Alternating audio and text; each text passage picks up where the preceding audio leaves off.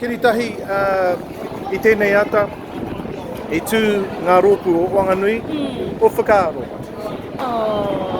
Ka uke ngā maara ki ngā mātua tūpuna, nā rātou I poipoi a tātou tamariki mokopuna, tātou wānau e tū I runga I te atāmira, a tāua Adrian, a tāua ki te rongo, ki te kite, ki te mau, a rātou we I mana me era mea katoa.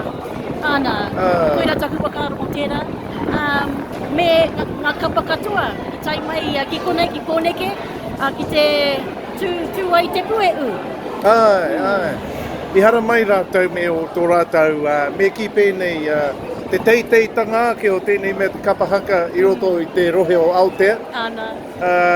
Ki tō te tiro, ki o Mahara, kai te pēra o tō rātou āhua, I runga I te atāmira.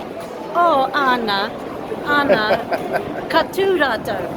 Koina. Ka tū, koina. Engari ka tū rātou me te wairua, me te wakapono, me te mauri o a tātou wānau I te kāinga. Koina te take I tai mai te nuinga o rātou. Ki te āpai a tātou wanganuitanga, a tātou Aoteatanga oki.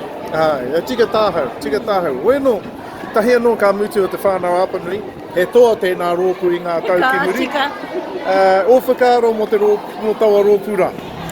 Kia kaa. Tēnā koutou te wānau Apanui, tō koutou kaa, tō koutou ata uatanga oki. He pānga tau ki te rā iwi, ne? Ana. Koina te tāo taku pāpā.